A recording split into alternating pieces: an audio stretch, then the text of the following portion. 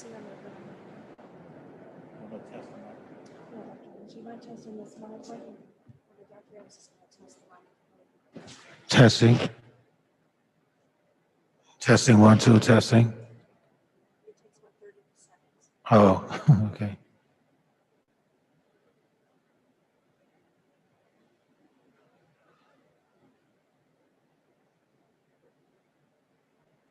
Anything?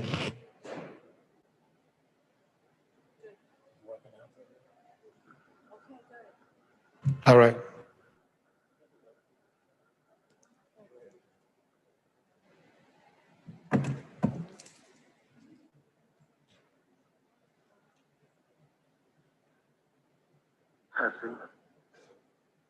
So we have Susan and Natalie back, is that correct?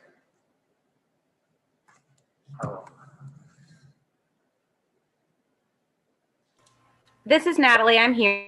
Can you hear me? Susan, do we have you? We do not have Susan? Okay, so if we could wait a few more minutes and try to get Susan back. How's our, All right. is our YouTube back up? YouTube is? Yes, everything's back up.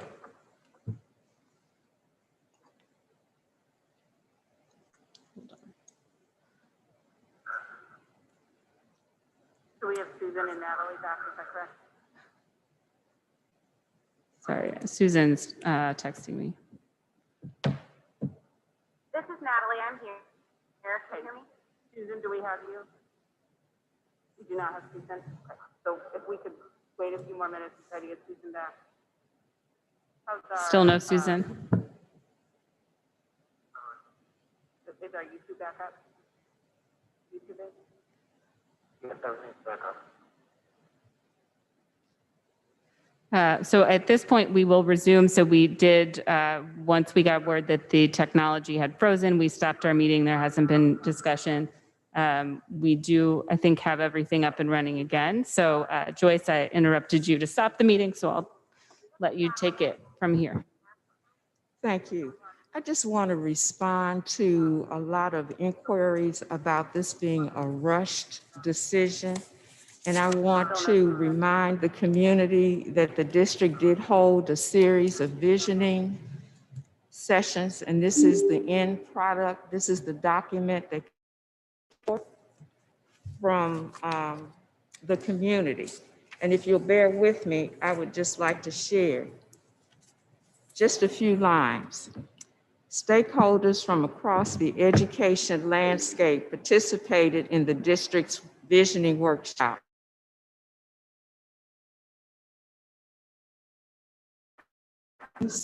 Parents, students, community partners, local residents, and education reform advocates. And so I just wanted that to be known, that this was not done in isolation, that we invited everyone to the table. And then I just wanted to clarify one other point, that I'm reading all of my emails, but I just want to remind you that I am no longer the secretary of the board. Ms. Val holds that position now. Are there other comments or reflections as it pertains to the school tours? I just do want to highlight the significance of, this is not my statement about Sumner, but just the architecture of that school. I'm glad to know that it's on the historic record, because it is, the architecture of that school is amazing. And while the whole school is not being used, it seemed to be a solid building. And somehow they kept up, like the library was really an amazing building. They kept their high ceilings and they really kept it well maintained. And all the rooms that I went into, they were very well maintained, so.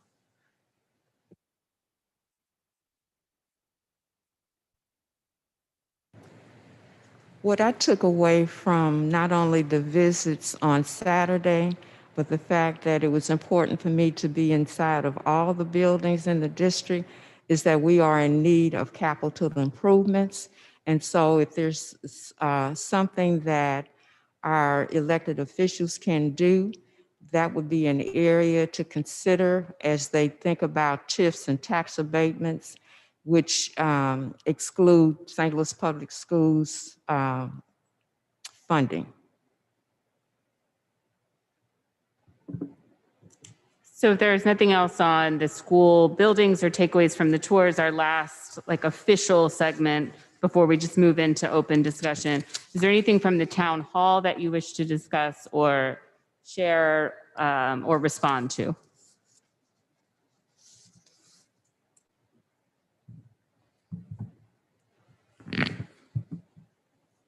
Yes, I just wanted to remind everyone that I really didn't get an opportunity to hear from the students. And that's most important to me. I really wanted to hear what they had to say. I mean, we hear from the adults, which is really, really important.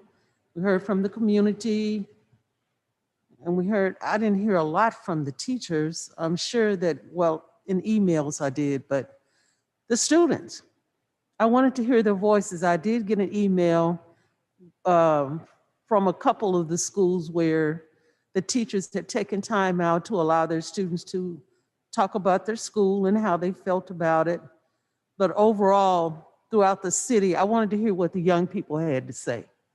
And that's a portion of the community that we always seem to neglect when it comes time to hear the voices. We don't listen to our young people as much as we should. That's it. Just, there was a decent representation of student comments and teacher comments in all the comments we got, those pages of comments. It wasn't as much as, of course, the community and things like that, but certainly a decent representation, I thought. And it was mostly from certain schools, though. Right. I think I like a visual. It does something different for me. Some people are more visual and some are, but I want to actually see that student and experience their expression and hear them talk about their experiences at the school. And I think it would mean a lot to me. So hopefully in the near future, we will have communication systems set up in all of our schools where our students can tell their own stories and we don't have to depend upon the outside media to tell the story of our students. I'd like to follow up on that. I couldn't agree with you more. Doctor, I did have an opportunity to sit in with the students when they were a part of the visioning. And they're looking for exciting classes. And so I think that's one of the things that is included in this consolidation report, that they're looking for electives that are fun. They're looking for band. They're looking for their sports. And of course, they've built relationships with teachers. And so for me, kids are resilient, and it's our responsibility to give them the best possible education that we can. And sometimes that's born out of hard decisions, but they're resilient. And I think that we can craft it in such a way over time that if the decision is for consolidation, that it will not be one that would be traumatic. We have a responsibility to ensure that that doesn't happen. And I believe that that kind of transition is possible. And so again, we talked about having voice on the board. We talked about it, but we really haven't implemented it. But the team of students that work with Dr. Adams would be a great place to start because they're wonderful. Dr. Roberts, I agree with you to an extent, but I don't see that resilience in our St. Louis community and our young people at this time. We have some wonderful, intelligent young people, but we are suffering from the highest crime rate in the country here, in our young people. To me, it signals something else, that they are lacking a voice. They don't feel heard. There's no excuse for committing a crime. But to me, it says that we haven't really been listening, that they have not expressed themselves the way that they really wanted to or gotten the attention that they needed. So I don't know. A lot of them not bouncing back. They're committing suicide at a higher rate. We have so many young people that have mental illness in our community that's not being addressed. So that's why I'm feeling like everything we're doing here is so delicate, and we're really in a state of emergency with our young people because they haven't bounced back the way that we wanted them to.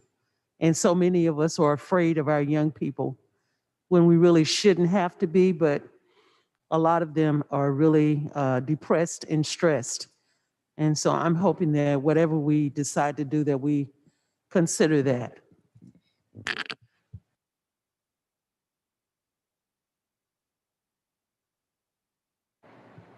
And I just, and I'm agreeing with everything that you're saying. I'm saying that our children do what they see and hear. And I'm in a unique position because I have worked for the district. I worked at Williams Middle when the Crips and Bloods were up and coming, when the red and blue was all that was going on. But they didn't bring that to the school. So it's about accountability of adults and high expectations for kids. I worked on Goodfellow and Kennerly, which at one time was the highest crime rate and murder rate in the city of St. Louis. And again, it comes back to adults because kids do what they see and hear. And when we become transformative agents, I think that has a dramatic impact on kids. I want to go to Natalie or Susan. Do you have anything that you want to speak to right now, or any clarifying questions that you have? No clarifying questions at this time, Dorothy, but just listening to the conversation right now amongst my team, and as it relates to how this situation is affecting and heavily affects our students. And I'm hearing Dr. Roberts speak to how our kids follow what they see and hear. We are in the midst of a pandemic, and so yes, if that is the thought process that our kids see, they follow what they see and what they hear. A lot of our kids are in homes where their parents are probably not working at this time, or stressed out, or trying to work from home, and so there's a lot going on. And so with us making this decision right now in the midst of a pandemic, people are stressed, and I think it also brings more stress to those homes as well. So just to think and keep in mind the mental impact that this has, not just on the kids, but also like on the families too. Everybody's kind of dealing with something, especially, within this pandemic. So just keep that in mind when saying they follow what they see and hear, because everybody doesn't have great transformative leaders in their house. And unfortunately, a lot of these kids are going to be affected in ways that you can never even imagine, unfortunately.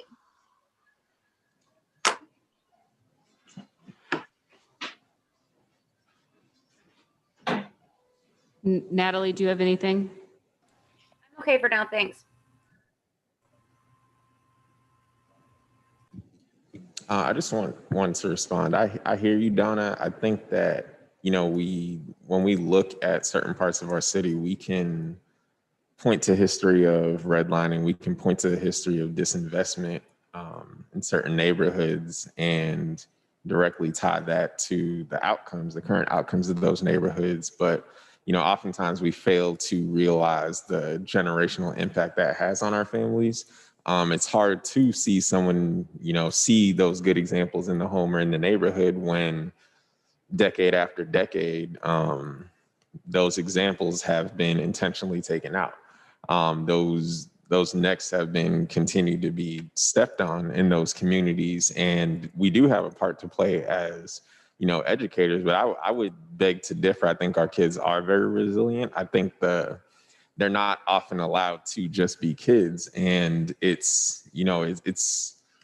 I think it's easy for us to call for them to be resilient, but we also have to understand they're 11, 12, 13, 14 years old. They're still learning, they're still growing. And we're putting a lot on their shoulders to be ahead of the game. And it's not just, all right, wake up, brush your teeth, go to school. It's wake up on time. It's take care of your siblings. It's don't get caught up in anything on the way to school. Don't get caught up in anything in school. Don't get caught up in anything on the way home from school. Make sure you're looking at the right stuff online. And we do ask a lot of them. So I don't think it's that they're not resilient or as resilient as they could be. It's just that we have to acknowledge that there's a lot stacked up against them that we're asking to be resilient with. But I do think that we have a relative locus of control when it comes to, what happens in our building. And if we can, I think, understand that we do need to do more than just educate. And that's not really just a call to teachers, because teachers are already wearing so many hats. But when we think about education, going to that last point that I put that Dr. Fowler elevated, we have to think about, like, what does it mean to reimagine what we call education and what school is, and what community schooling is going forward because of where we are. I think there's a lot, we talk about trauma-informed care and we acknowledge a lot, but there's a lot that acknowledging and taking steps to make something better, taking steps to address the issue are two different things. And I mean, I think about, schools like Rationale, where there are so many negative connotations about what's going on in schools like Rationale and in schools like Roosevelt and in schools like Yateman. But if you actually walk into those schools and talk to teachers, talk to counselors, yep, we have issues. Yeah, there are things that we can get better, but the approaches that support staff have taken there to make sure that families have toiletries in their home, to make sure that students who are dealing with depression actually get the resources, to make sure that they have access to media and STEM things that they wouldn't necessarily have at other schools. And those are teachers that are doing that. I think it's up to us to want to allow our teachers and our building staff to be able to be more creative and holistically supporting. I think sometimes we restrict that so much, being a public entity, that they don't have that opportunity to do so. But I think they have the grit and resilience. It's just that it's like if they take 2 steps forward, there are 3 bricks that are thrown in their face, and we just keep saying, well, be resilient, but it's hard. I just wanted to, Adam accidentally called me Dr. Fowler. So I just wanted to make sure that I don't get an article saying how pretentious it is for letting you call me Dr. Fowler. Okay. Sorry. Miss Fowler. So at this time, I'll open it up for just open discussion. Can be conversation, it can be reflection, it can be anything that you all want it to be. We can stay as long as you want. So this is an opportunity. I really liked what Adam said last week about how we need an extra meeting. So there's nothing looming, there's no vote. It's not tonight. You have time to go home and sleep on everything that we've talked about. I think that was a really important way to put it. So this is that opportunity for anything that you want to share or say or ask or discuss. I wanted to just briefly talk about neighborhood importance of having them, and they are being the glue that binds a neighborhood and helps to improve the quality of life. Just having to travel, get up,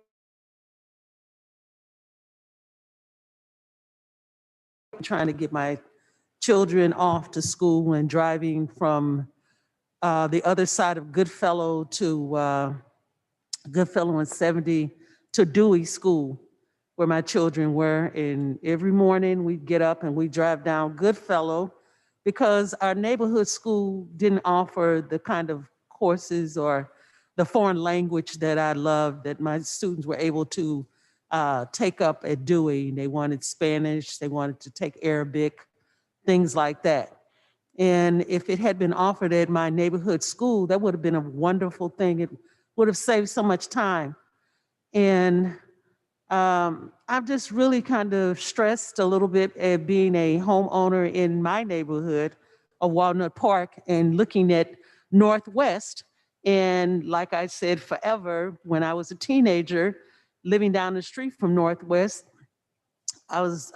disappointed because they didn't have the kind of programs that I wanted. Now here we are talking about closing the doors.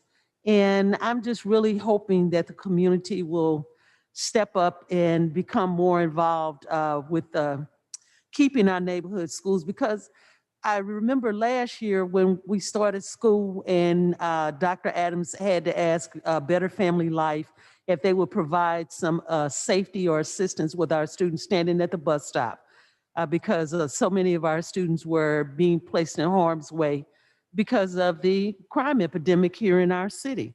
Kids were afraid to stand there because people were talking to them and people wanting just molesting or whatever they might be doing to our students.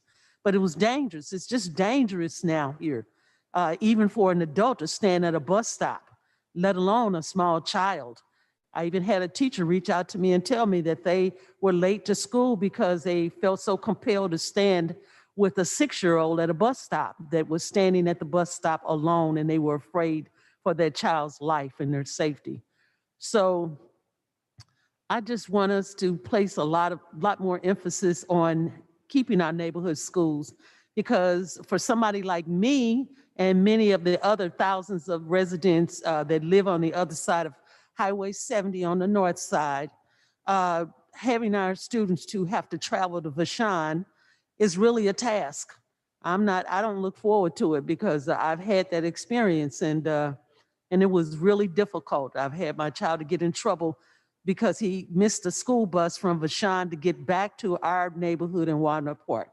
And so neighborhood schools should be one of our major goals. And hopefully one of these days we can have all our schools magnet schools and neighborhood schools, because traveling nowadays is, it puts a hardship on the parents because you have to provide transportation sometimes. And if you want to go up to a school meeting, that means you have to have transportation.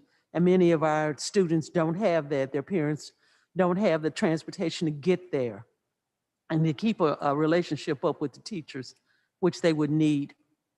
And that's what I had to say on neighborhood schools. I have a few comments, if that's okay. And I wrote them down so I can make sure I remembered. We received about at least 200 emails about what's next. Thank you for sending all those emails. And I think we have to have a plan for what's next. I don't think it should hold up our vote though, because before we can do what's next, we need to do what's needed now for us to proceed.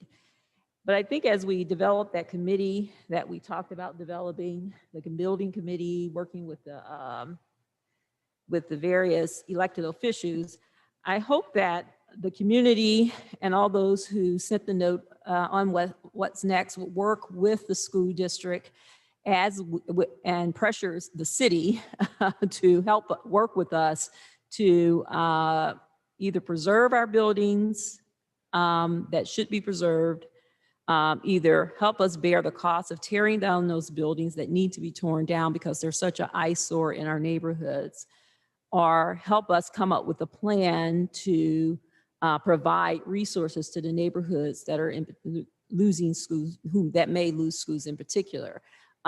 So as we move forward to, depending on what the vote is, and I don't know what it's going to be, as we move forward, I ask that all those who did send us emails that you remain involved and you help us work with the city to get things done.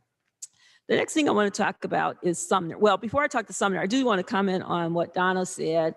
And what you said about the neighborhood schools is really important.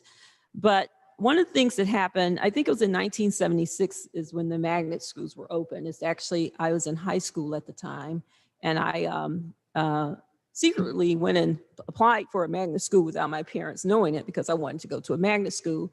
And my parents were very concerned about the impact that magnet schools would have on our neighborhood schools.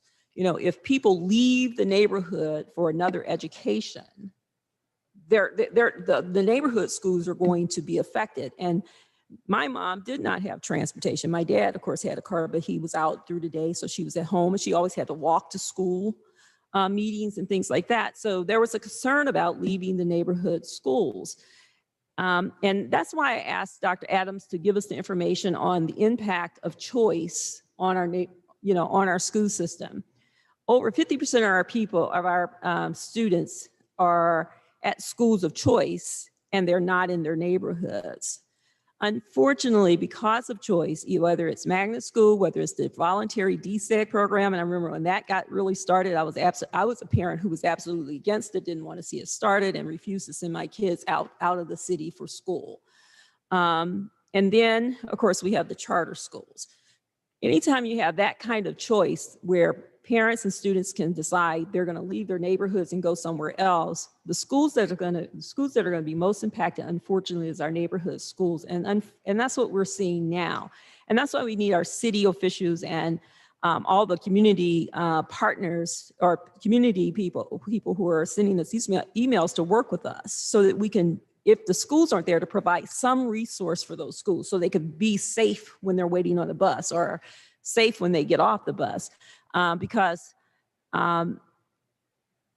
so many of us who grew up in North St. Louis left North St. Louis to go to school somewhere else, and that was unfortunate for North St. Louis. So I just wanted to comment on that because over 45 years ago, my parents saw what was going to happen, and we're dealing with this today, and that's really unfortunate.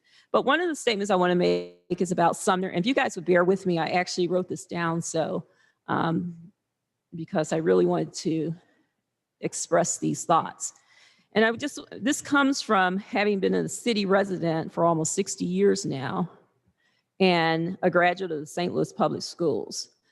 Sumner High School, as a resident of St. Louis City for almost 60 years and a graduate of St. Louis Public Schools, who also sent my children to St. Louis Public Schools, it is a great concern to see such a historical school, Sumner High School, be closed. Although I lived in the Sodan school neighborhood and attended Sodan for 1 year before going to a magnet school when they first opened, I've always understood the importance of Sumner High School.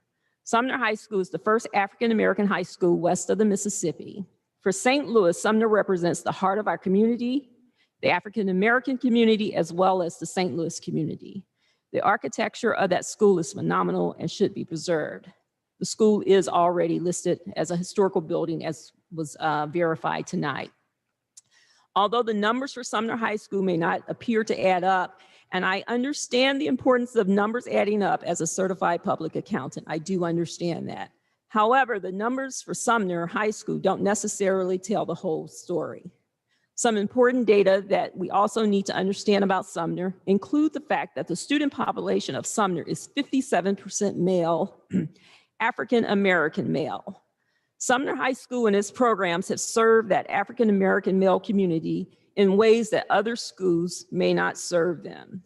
The Sumner High School Suit Up program, which provides the males who are graduating a suit before they graduate.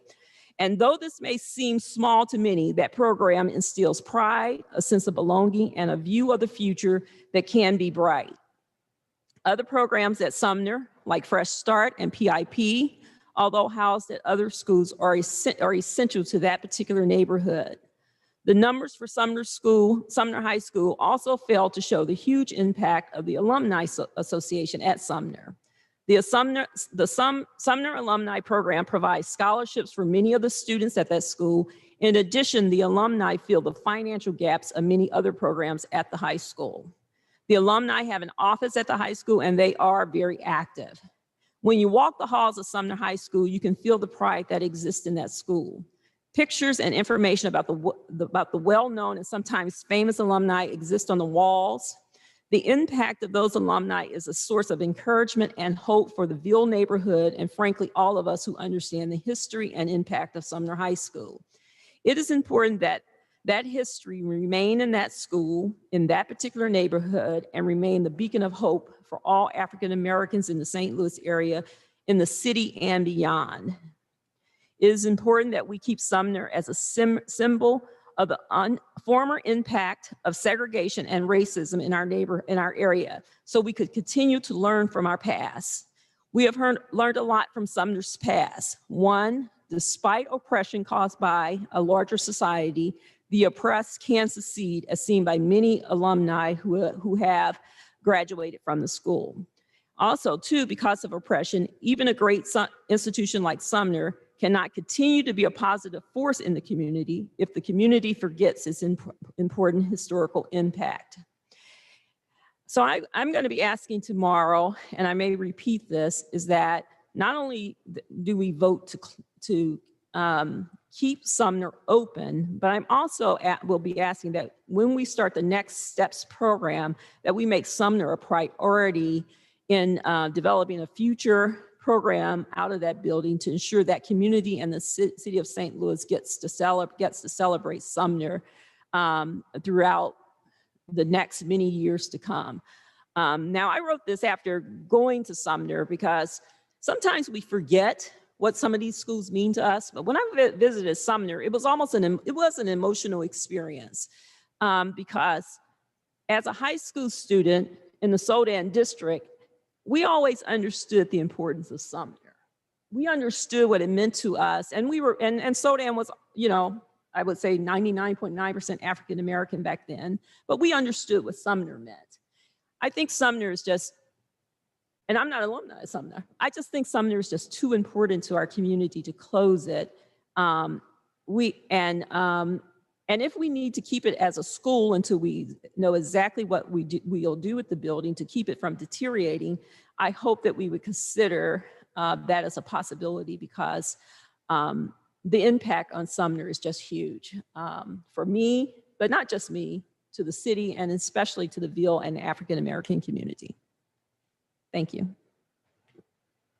Just wanted to respond a little to what you were saying about the importance or the significance of a neighborhood school. I think I was referring to the fact that many of our neighborhood schools, like a Northwest or a Dunbar, don't receive the same amount of resources as a magnet school. It doesn't have to be a magnet school. I thought the magnet schools were put together for the DSEG program, which allowed those county schools to get brand new buildings on the back of our tax dollars. And here we still languish in older buildings. And we don't have we didn't get the necessary resources that we needed in our schools. And Northwest and Dunbar, schools like that deserve to maintain and remain open and get the resources that they need as well, because they are the glue that binds our neighborhood.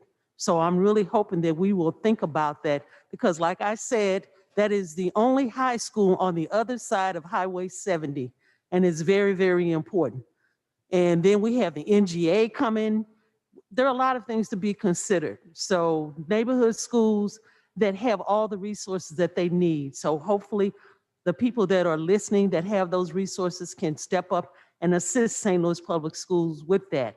And if we need new nurses, maybe the city can provide some type of small office in our various schools to provide that type of medical assistance or whatever else that we need to maintain our schools and to become better.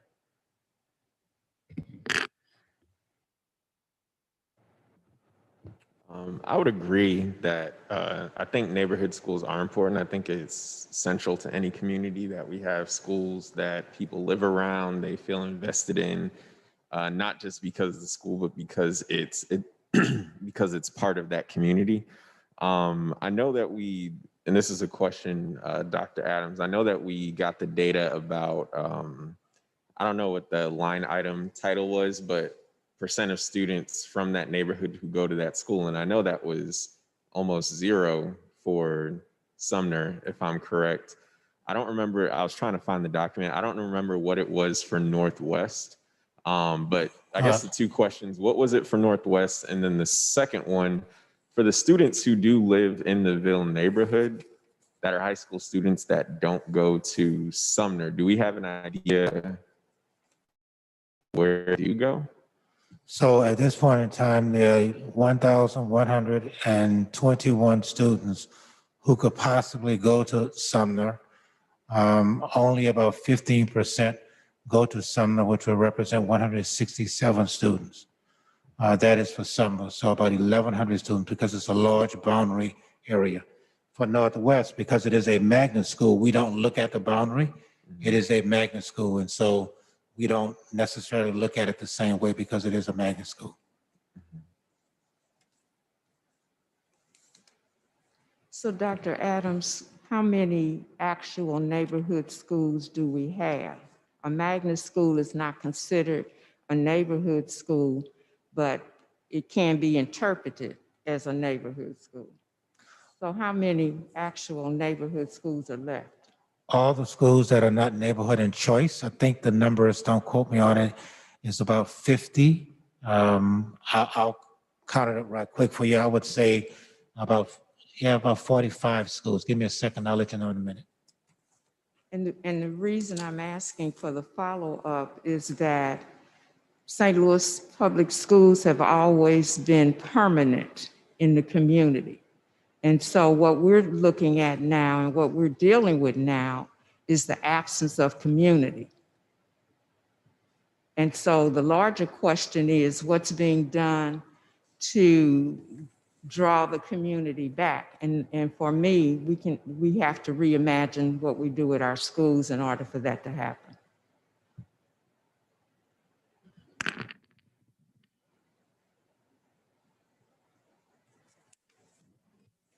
I had a question about a statement that Ms. Fowler, that you made about following the what's next steps, the We Power group. I thought that this board was making the decision themselves, and it sounded like you were going to follow their recommendations. I really hope that we're following the recommendations of everyone in the community, or keep them in mind, because just one organization shouldn't dictate what we're doing here, because I've heard from thousands of people, not just what is next. And I appreciate and respect all those people in that group and that organization, but I really want to consider the parents and the students and the staff first before anyone else. Yeah, I was actually doing just the opposite. I was just saying, using their phrase to talk about, we do have to do what's next, but that's with the building community. That's with the building committee that we said that we were going to have.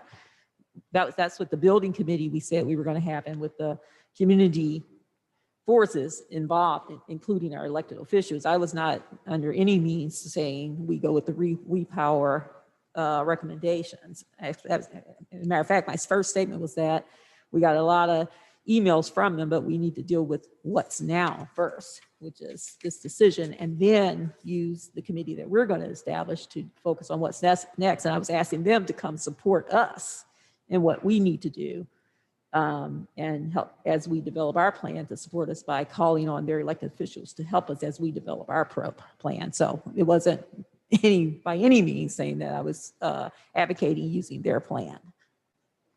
Dr. Roberts, the number is about 40 neighborhood schools and 28 magnet type schools, magnet or choice schools. So ballpark, I might be off one or two here or there because I counted quickly, but that will give you some idea.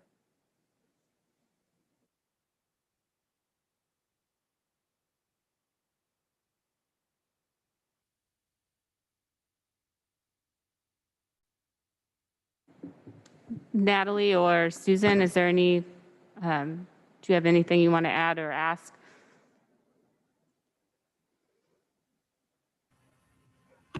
This is Natalie. Can you hear me? Oh, sorry. Go ahead, Natalie. Oh, no, go ahead. I'm trying to pull up some notes. Sorry.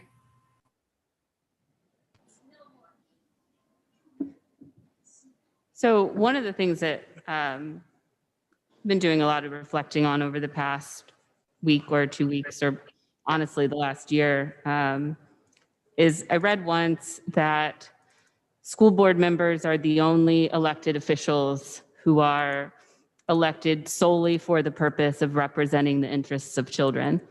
And to me, that has really been demonstrated over specifically the past week with all of the calls to action that we've seen from other elected officials.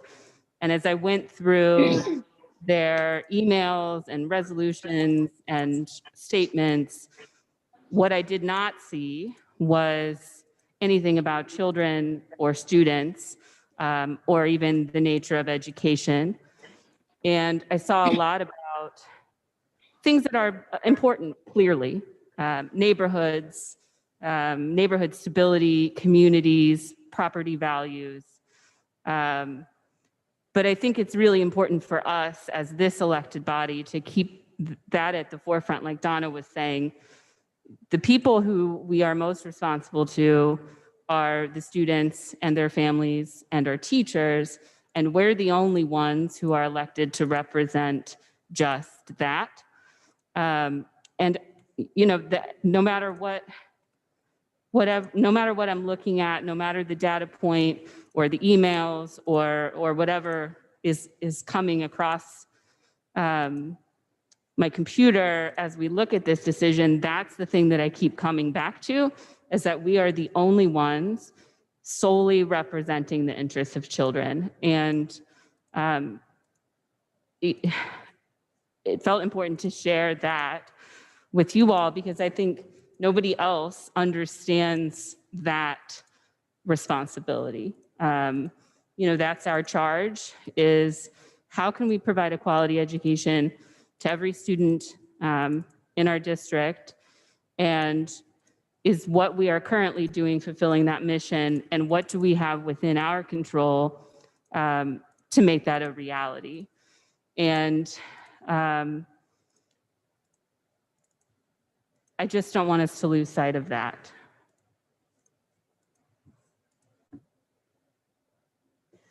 Thank you, Dorothy, for reminding us of that. I think that's very important that we go home and reflect and remember that. So I appreciate you bringing that back to our remembrance.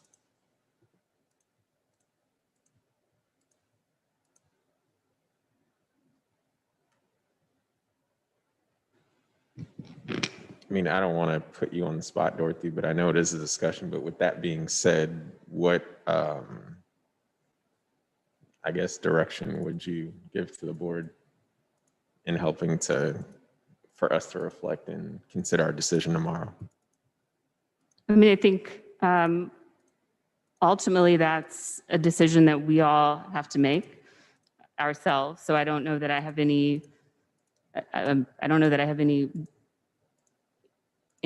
direction other than, you know, that's where I keep coming back to as I look through all of this, is that, and this is the same way that I felt 18 months ago when we called that special session on community safety, because it was so apparent to me, nobody's coming to save our kids.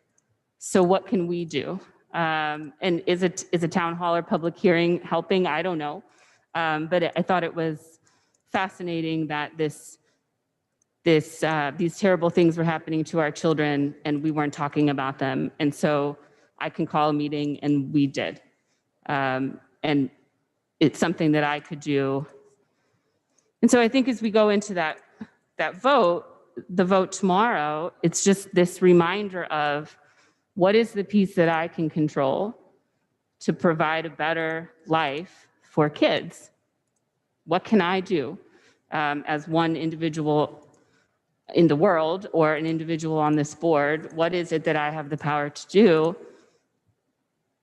And I think that's the direction that I would give you, is to reflect on that. Like, what is it that we can do today, tomorrow?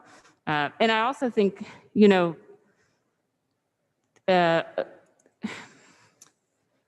this doesn't have to be, I was looking through a lot of things over the weekend, and I think sometimes, and someone alluded to it tonight, this idea that everybody comes out to save schools, and then they save them or don't save them, and everyone kind of, then it goes away till the next time. So this, you know, this is the first time this body has been in charge of the decision. So what can we do following the decision to keep going forward? I've heard some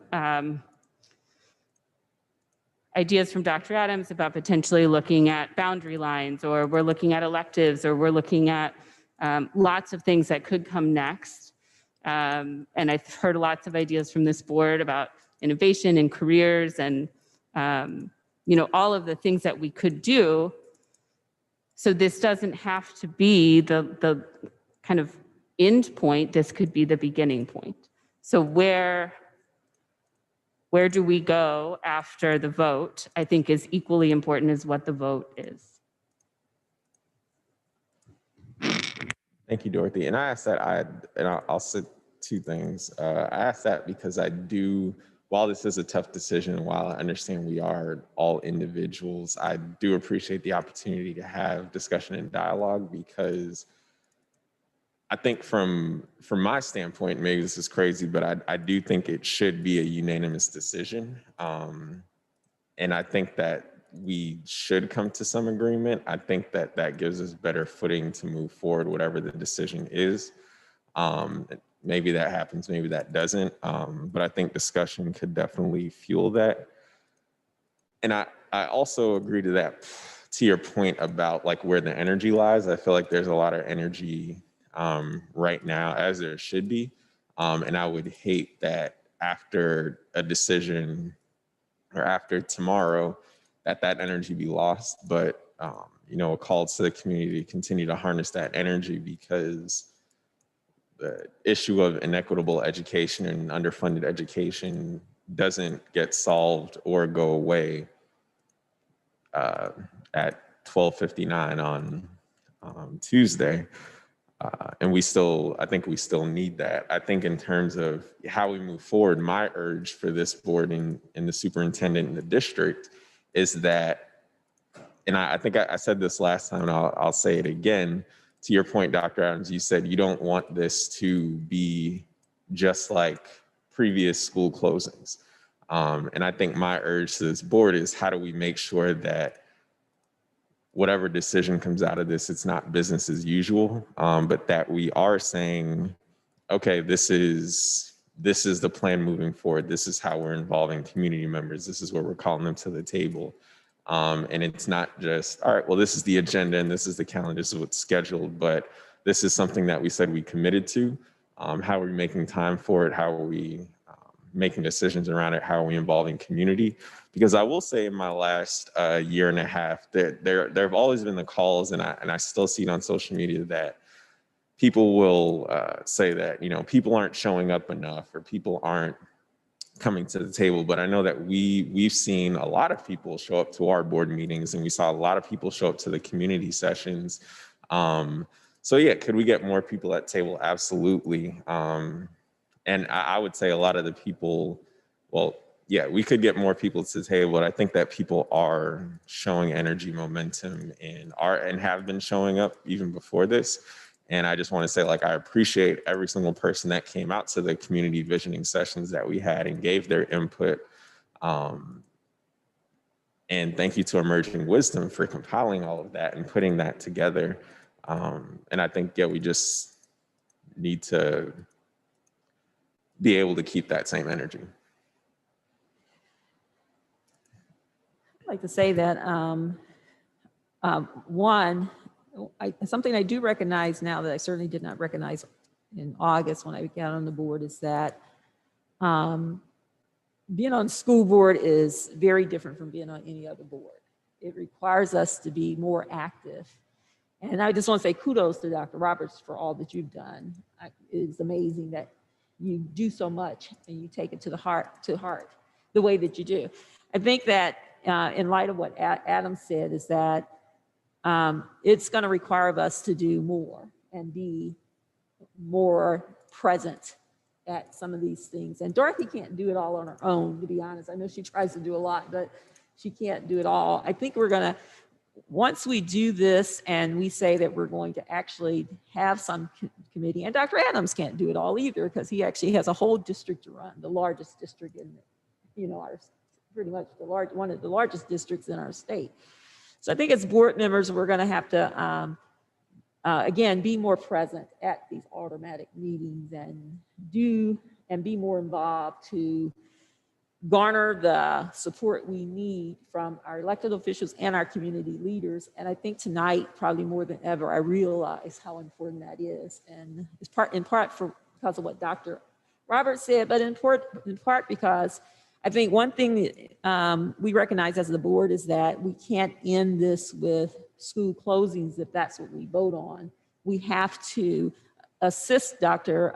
Adams in doing the next step and making sure that it's a successful next step. So as a board member, I commit myself to that, to ensure that we don't drop it and try to make sure that our public officials nor our community drops this once we take a vote. Whether we vote up or down, we still are going to have something else that we have to do to keep our district strong, and it's going to take a huge commitment on our part to get it done.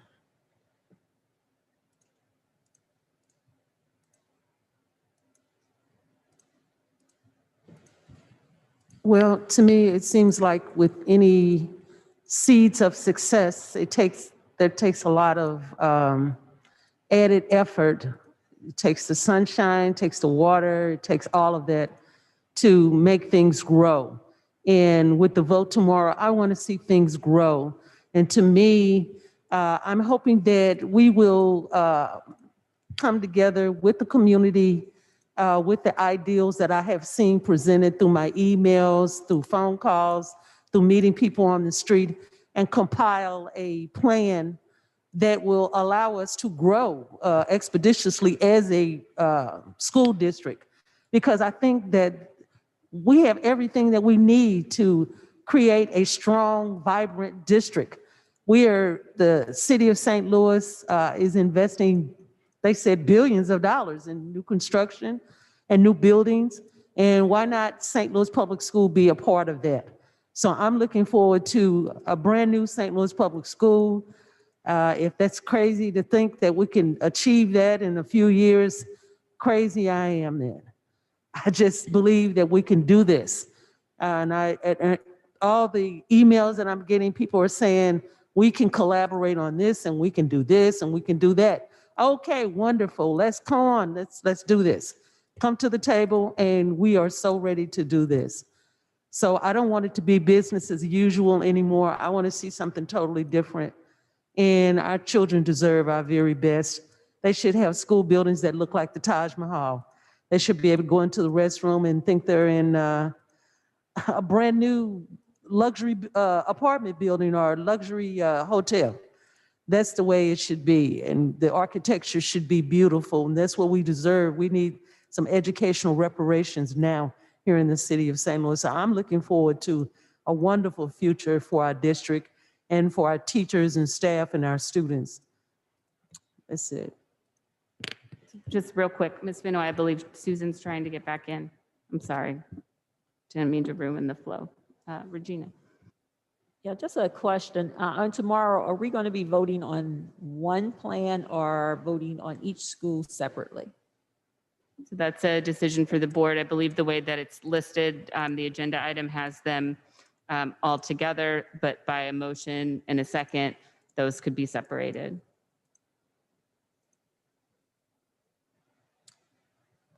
I'd like to piggyback on what Adam said, that whatever the vote is, it should be unanimous. Also that it's a package rather than individual, that we're voting on a package. I'm excited about the possibilities. The consolidation plan did list some tangibles. Can we push against that? Certainly, I think we can as a board.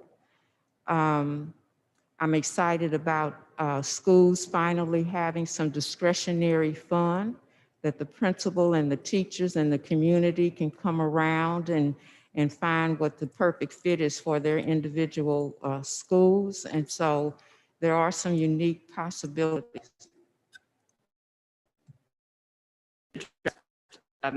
This is more me speaking, not as a board member.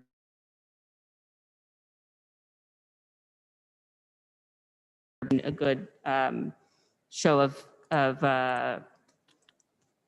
sorry, solidarity. Yes, absolutely would be amazing. I do want to make very clear that every board member is entitled to their individual vote.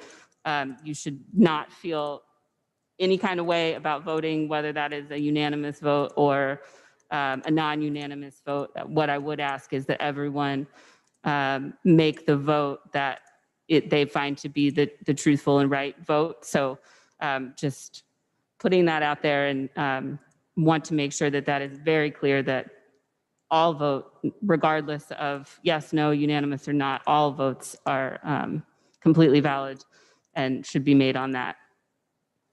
And I think what's most important, even if we don't have a unanimous vote, which I think is okay, I think once the vote is made, we agree to be unified in what the majority of the board decides. And that's, I think, is what's most important, that at the end of the day, the majority vote prevails, and then we act in a unified way on that majority vote. So, and that's what I'm committed to. This is Natalie. Can you hear me? I had some comments. We can hear you. Okay. So, I mean, after not just the school tours, but, you know, the community input that's happened in the past 2 weeks since people have started realizing this is really happening. I mean, it seemed kind of nebulous, you know, and maybe not serious back when we did the community visioning workshops. But when we start releasing school names, that's when people get serious. So after hearing that and then the discussion tonight, I do have some reservations specifically about Dunbar, Northwest, and Sumner. Dunbar has had an active community of people specifically focused on, and this is not meant to be a challenge to any of the recommendations, but more of a brainstorm, really. Dunbar has had a community of people specifically focused on keeping Dunbar open since before we were talking about closures this most recent time, since before I was elected to the board in 2017. They do raise a good point that there is a high school nearby. There is, you know, a tech school nearby and an elementary school. What was mentioned repeatedly about middle schools in this process is that they're not, that they are at enrollment capacity. They're not suffering enrollment issues. So I'm just wondering if there'd be a creative way to even bridge that even further, especially if there's actually this NGA development that's going to bring new families to Jeff Vanderloo, and they're going to want to attend SLPS. I mean, that's a big if, but if it's really a possibility and we're looking optimistically, if it would be possible to bring part of a middle school or one of the middle schools into Dunbar or use part of those resources. I'm not sure if that's feasible, but it's just an idea, just a thought that would even make it more complete. And hearing their dedication over the years and not just the past 2 weeks says that we really need to listen to that they saw this coming and they have tried to prevent it before now. And as for Northwest, when we saw those tours, there were some very essential restorative justice practices. And with our district's focus on equity, I feel like those programs should at least be preserved in some way. You know, students from Northwest go on to do criminal justice or law enforcement reform. And I think that that's a critical element, not just in school, but beyond. That's something that our city needs and our city can benefit from, is these kids who have experience in this area from growing up, you know, this area of expertise from growing up in this school. And we actually received, as a board, we received a message from one of those students at Northwest today, saying how it has, you know, it has changed that person's view, that student's view on education in general. They were getting bad grades before, they weren't engaged in their education, and they went to Northwest, and it made them feel empowered. And then we have Sumner with a distinctive historical significance for sure, and a very active alumni association, which is not something all of our schools that are staying open even have. So if, I'm not sure, I'm just, again, brainstorming, is there any way to consider converting Sumner or merging Northwest and Sumner into the School of Social Justice and recognizing that past and also still contributing to the future? I'm not sure if these are things that can be handled now, but as we discuss this decision tomorrow and finalize our vote, these are things that I would recommend looking into as we come up with a plan. I am not at this point fully comfortable in closing any of those 3 schools. I am definitely open-minded to the possibility, and I realize that there are some schools that need to close, and none of them are going to be easy. They all have a village surrounding them. They all have a community that will be impacted And it's very emotional to close any school. But these three, when we're looking at the data and the objective perspective, especially of that neighborhood impact piece, that community impact, those three really stand out to me as something that need to be re-examined. That's it.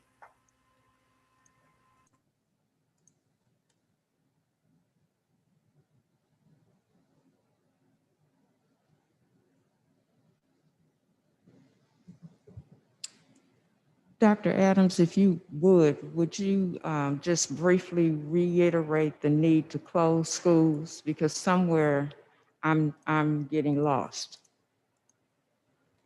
Why did you make the recommendation? It is my intent tonight, Dr. Roberts, to allow the board to have a discussion, and I will provide a presentation tomorrow night for the rationale that you just aligned yourself to. Since it is the superintendent's recommendation, I will spend sometime tomorrow making the case statement again of why we think we need to do this, respectfully.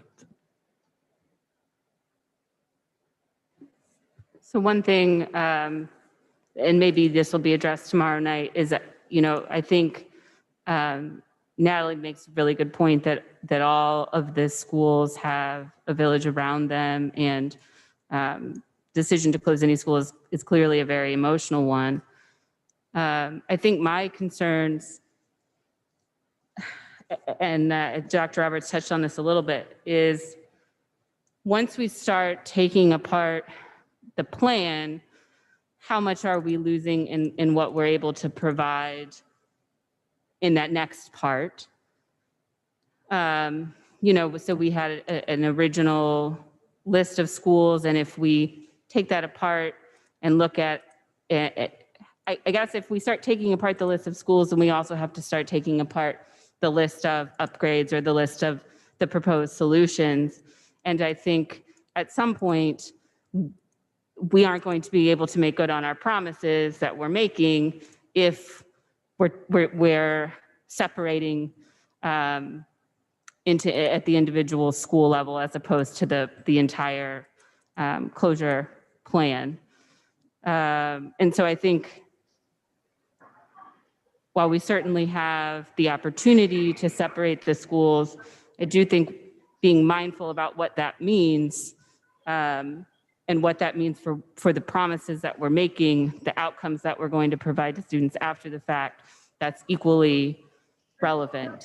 Because what I don't want to do is close schools and not be able to do the things that we say. So we've talked a lot tonight about not going back to business as usual, but there is a risk to that very thing happening the more we separate schools and don't look at the plan as a whole. And so I think tomorrow night, Dr. Adams, as you're giving us that final presentation, if there might be ways that you could address that in the presentation. You have to be careful. Oh, go ahead. I just wanted to say, it does, to me, it feels like business as usual, because even though we started this process last year, the schools were never identified, and we did not give those people that are in that village that surround those schools an opportunity to come up with a plan to address those. So we said we're going to come up, we have this promise. Well, we've been promising that before. I have plenty of empty school buildings in my neighborhood, and nothing has happened to them. And they still look the same, and they're an eyesore, and they're dangerous, and they have crimes committed and all that terrible stuff. So to not, I know Dr. Adams had his reasons for not telling us which schools, but that is a problem. And to me, it just feels like business as usual. You put the cart before the horse. If you don't have you're not saying, okay, this is the school, come on, community, what do you want to do? And give people an opportunity to come up with something, then that to me sounds more reasonable than I can say, well, if they don't come up with their plan, then okay, yeah, it's time to close it. There's nothing we can do, because we gave them plenty of time, but we really didn't. All we did was we listened to their voices, we let them say what they needed to say, but we didn't identify schools. We have lots of schools. It could have been any school. We've been closing schools for years.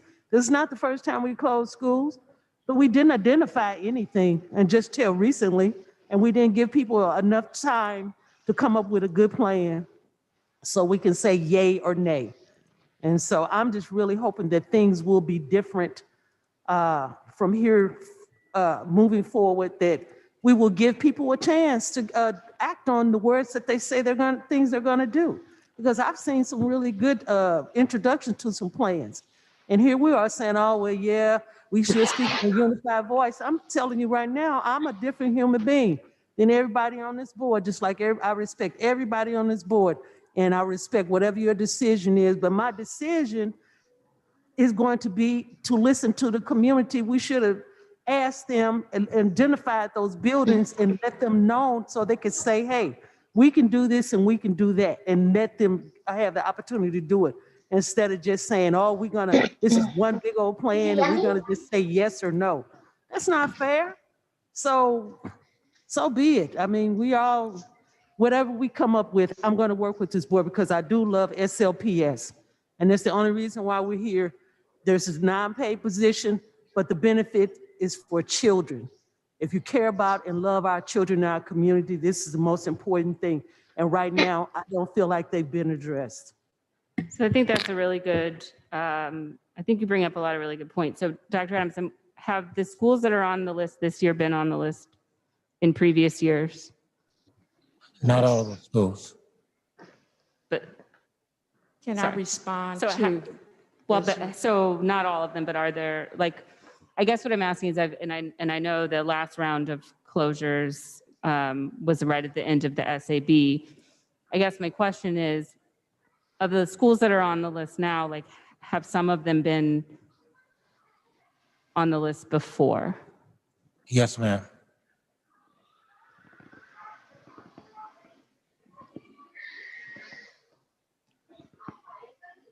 The example that I'd like to share is, and it's lining up with the question Dorothy asked and the response that Dr. Adams gave. Yes, some of the schools have been on the list before. Dunbar has been on the list before, and they've worked with the district to do a marketing plan. They've worked with Alderman Bosley to do a marketing plan so that they could grow the population. Sumner has done the same thing. They've been on the list before, and they work with the district's marketing office so that they too could grow the population. And I'd just like to say that we all are individuals, and we will make a decision based on how we feel. My remarks is that whatever that decision is, that we fully support it. That was my intent when I said it should be unanimous. Whatever the decision we come up with, that we fully support it. I think Susan has comments. So Dorothy, just for clarity purposes, are we taking the vote tomorrow for school by school, or are we taking it as one slate? So it's currently listed similar to a consent agenda item where it has superintendent's recommendation to close schools and lists the schools.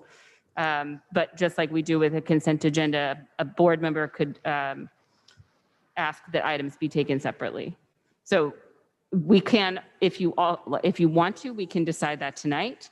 Or we can decide it tomorrow. So it basically, very long way of me saying that is a decision for the board to make, how they want to move through the voting. Okay, and thank you for that, Dorothy. But for the record, I think that they should be taken separately. And I don't think that will look at, so if we did everything at one time and it didn't go a specific way, I don't think that would say that we're not making good on our promise. Because for me, I haven't made a promise to anybody except for, those that elected me in office to do the right thing. And more importantly, what's in the best interest of all of these students that I currently serve, that we serve actually. And so I think that taking them separately would show that we are doing our due diligence as a board in ensuring that, and if you refer back to the last meeting, I said, have we done all that we can do for these schools that we have slated for closure? And that answer was no. And so for me, in speaking, I think we lost you, Susan. Okay, can you hear me? Hello? Hi, can you hear me? Can hear you. I'm not sure what you heard last, but I was referring back to in the last meeting, I asked a question and I said, have we done all that we can do in our schools before we make a final decision to close them? And I did not get an answer of a yes. And so for me, in doing what we can do on our end, until we've done all that we can do on our end, I don't agree with making a slate decision to close a list of schools just to say we made good on our promise, because there are heavy, what is the word for this? Issues that are going to come out of this if we don't handle this the right way. And I just want to make sure that, again, yeah, we just done all that we can do. I don't want us to forget about the fact of, that these are places in our communities where these kids go to get heat. These kids they come to get some food to eat. They come for shelter, for things that they cannot get in their neighborhood. And so, as you all know on this board, everything that's happening right now is by design. All of these things that we're currently experiencing, with them taking resources away from North St. Louis, it was bound to happen this way. And so until we get answers and a real strategic plan, either way, I'm not comfortable moving forward with a slate and voting yes or no for a full slate of schools. So they should be taken separately. I'd like to, I think it's a good idea if we decide how we're going to vote today, if we can. We don't have to. But I think it's okay for us to vote for each school separately. And while we may not come up, and while at the end of the day, we may actually end up having a majority vote to say, yeah, all schools recommend to be closed, or we may end up with a vote where, one or two may not be closed. We don't know what that's going to be tomorrow. But I think the real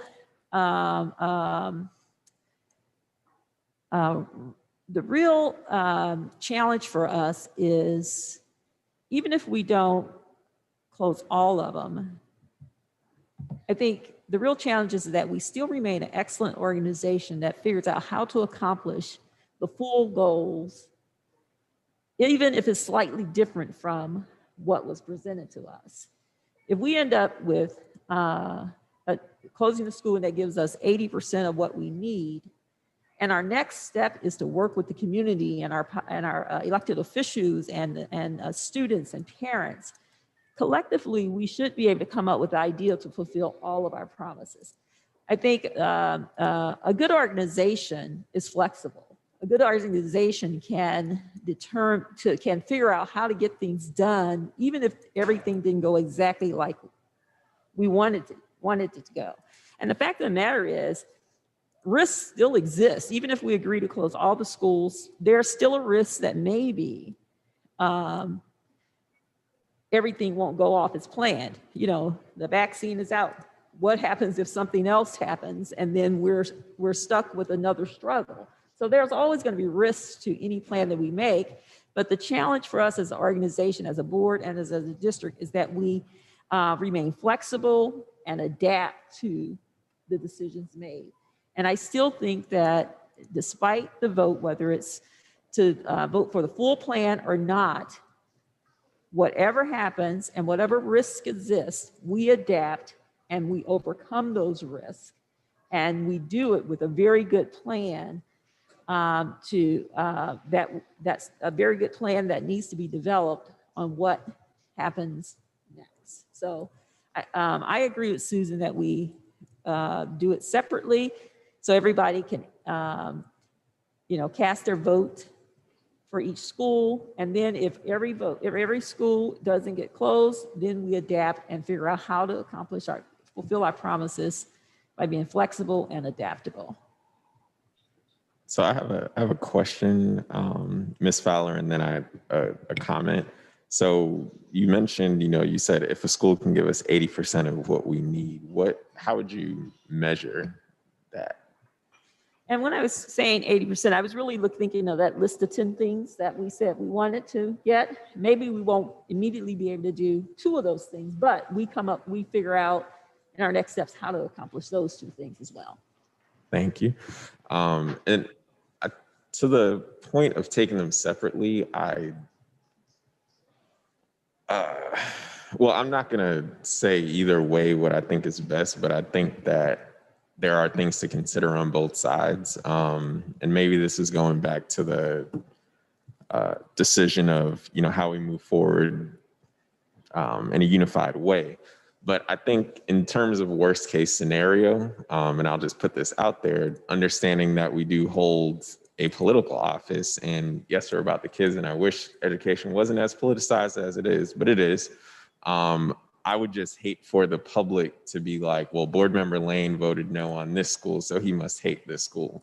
Or all the Black board members should have voted for all the schools on the north side, but X board member didn't. And so they're not for the people. And I'm gonna keep it,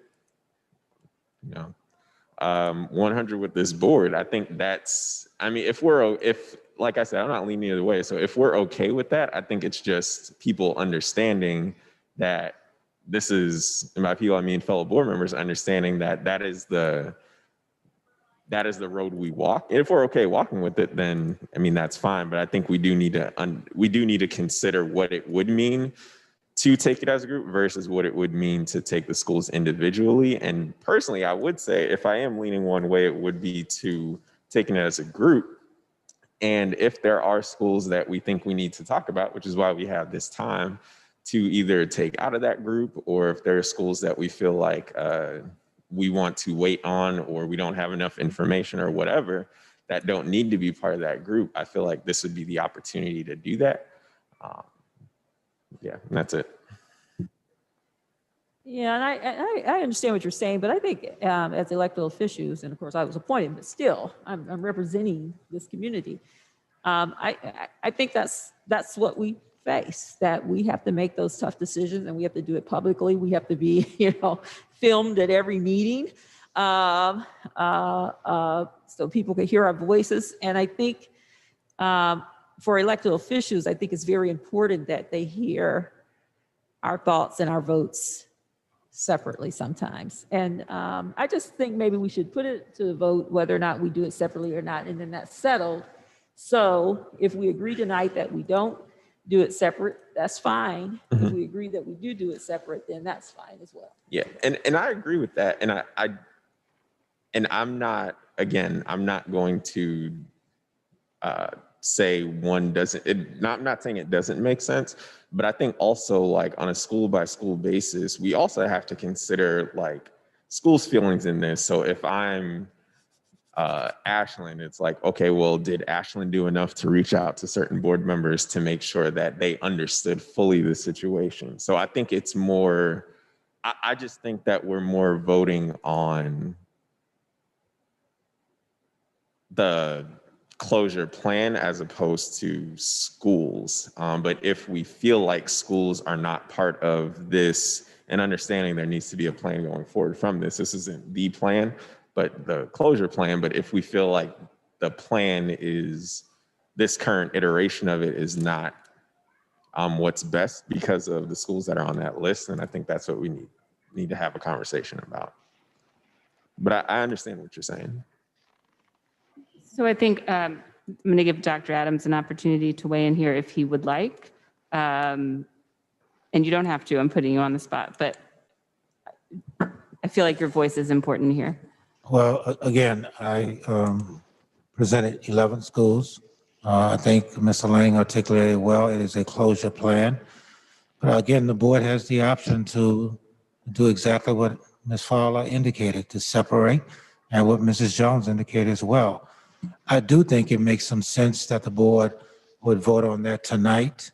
It would help me in terms of my presentation tomorrow. But again, this is the board decision. It was not my intent to try to sway the board anyway tonight, but just to listen, as I've listened to the public over the last 2 weeks. And so this is really the board's discussion. And I just kind of want to listen, because I'm taking everything you say, as well as the other comments in terms of me framing my recommendation tomorrow. This is Natalie. Can you hear me? I'm sorry, who's speaking? This is Natalie. Okay, go ahead. Just a thought about the way that we're going to vote. I don't think that we can necessarily take schools one by one unless we are voting on a plan for each one, and dismantling the list as a whole sort of weakens our flexibility in options for a solid overall long-term plan. If we all end up in a 4-3 vote to close most of the schools except for 2, or, we only end up closing 2 schools, does that really give us the resources that we want to get that beautiful wish list of electives for all schools, of mental health workers and nurses for all schools? If we are going into this one by one, it may end up not making sense to close any of the schools. Depending on how the votes turn out, it may not yield the flexibility that we're looking for.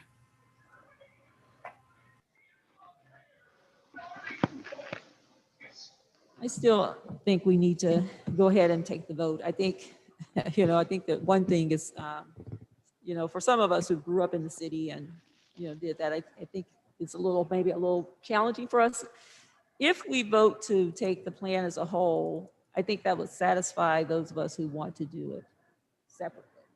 And we can make our decision then, but I think it's important that we have that vote tonight to decide if we're going to do it separately or together, and everybody gets to vote their heart, their mind, and their intellect on that tonight. So if we leave out of here and we say we're going to do it collectively, all night tonight, I will evaluate what decision I'm going to make collectively. If we vote for it separately, then all night tonight, and tomorrow, I'm going to think about what I want to vote for in terms of schools. But I think it's, as stated by some of us, I think it's important to us. So, I make a motion that we vote tonight that whether or not we take the vote, we vote for the plan collectively or go school by school.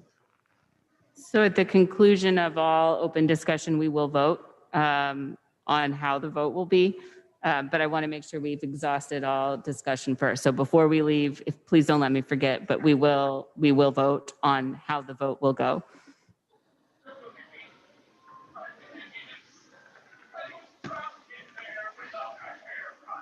I do want to remind the board that parents, along with the navigator, would make the decision on to where school kids go. And so the idea of merging one school with another one may not have that same flexibility. It will ultimately be the parents who determine if we agree on the closure plan where their students will go.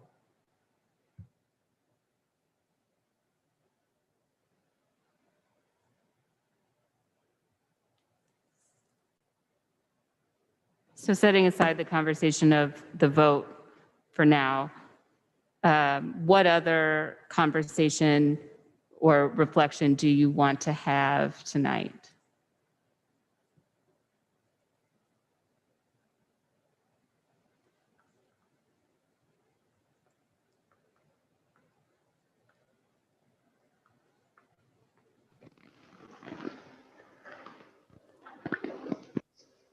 Hello, Dorothy.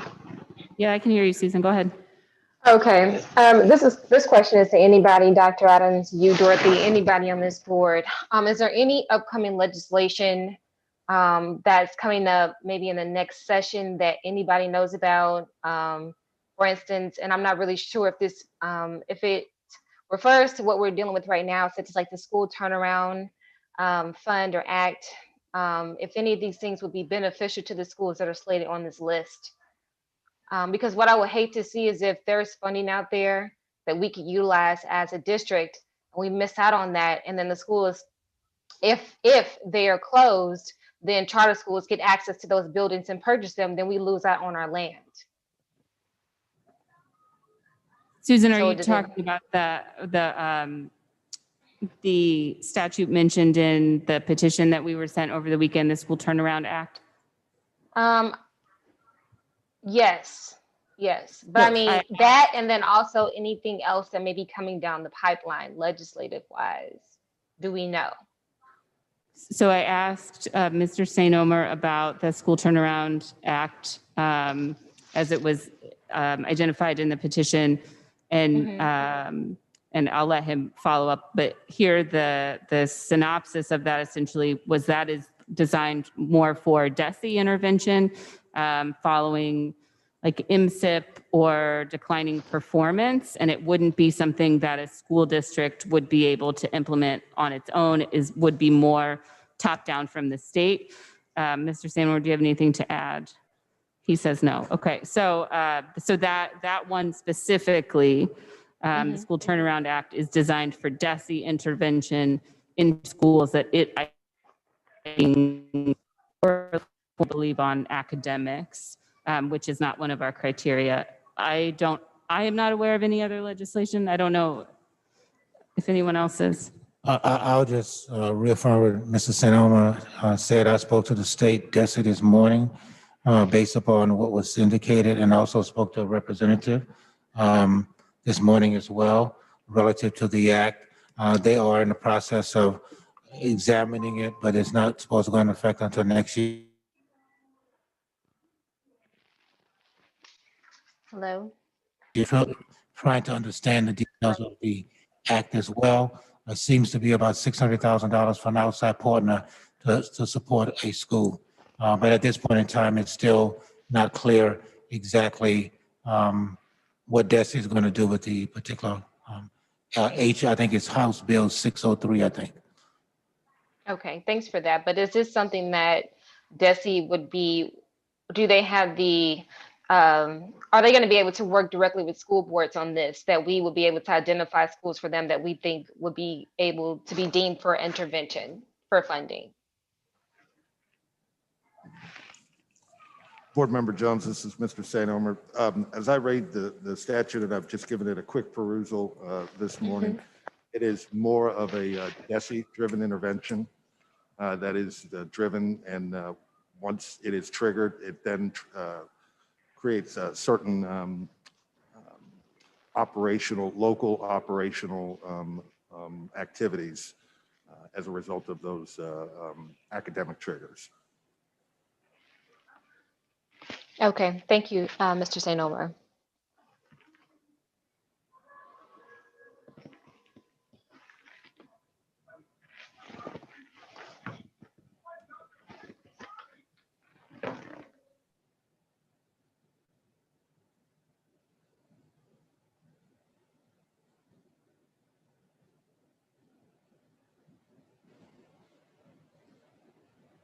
Are there any additional points that anyone would like to make, or go ahead, Donna. I just wanted to say, I hope that our board members take a look at this, this document in regards to the school turnaround program, because it sounds like what our school district needs and can use to help a lot of our schools, because I'm sure they qualify. So I made sure I printed it off and read it last night. So it's pretty detailed, and it looked like St. Louis Public Schools can really utilize this program to help get a lot of the things that we've been talking about on that list. We don't have to do all of this. Mr. St. Omer, are you aware of any funding sources that are tied? Does that School Turnaround Act provide any additional money to school or additional tangible resources, or is it just kind of a mechanism for how? Because I have to be honest, when I read through that, I was very concerned that that would be an opportunity for the state or someone else to take over our schools, and we would actually lose some authority. So I guess I'm not sure what I'm asking, but is there any, are there any finances or tangible resources available through that? President Rody Collins, when I read the statute this morning, I wasn't looking at it, but specifically for financing, I do not recall seeing any funding obligations. And then there is, of course, Missouri has a Hancock Amendment. And so if that created an additional funding obligation, it would have to contain, those funding provisions would have to be in the statute. And so with not seeing any on the surface, my suspicion is that DESE, it's a program that DESE has to fund out of their appropriations. Dorothy, if I can just share my interpretation of it as I read it, it is similar to a SIG grant. It also says specifically that vendors would be paid for performance. And so it did not lend itself to that money being utilized at the school level, but by outside vendors who come in with a program that they say will raise student achievement. The only difference being is that it's a paid per performance. So if they don't raise test scores, there's some flexibility with remuneration.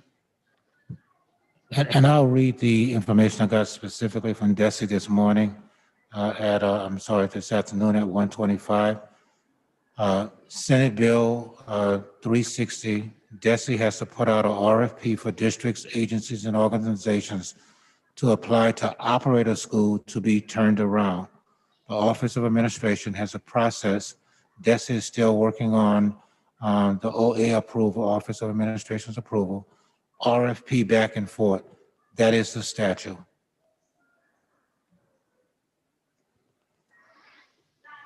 This is Natalie.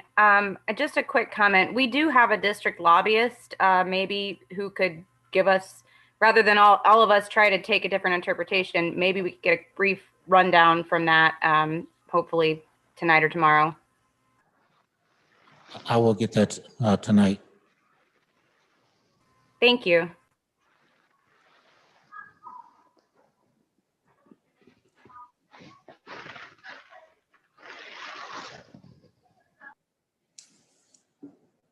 Any other remarks?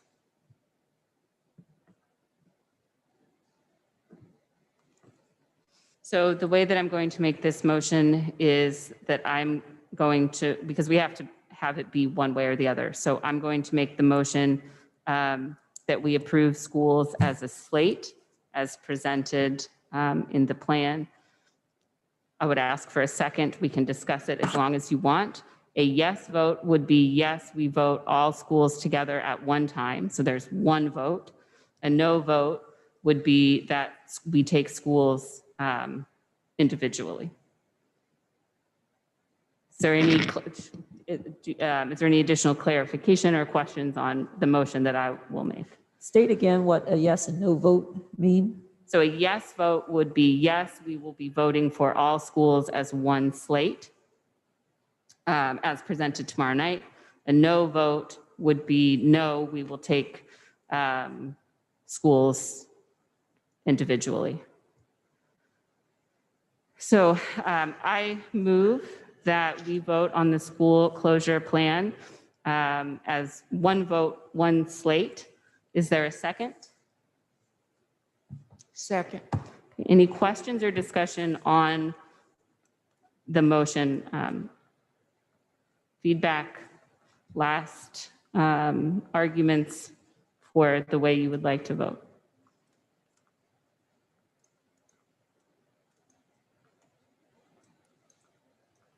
So a yes vote would indicate yes, one vote, one slate. A no vote would be individual.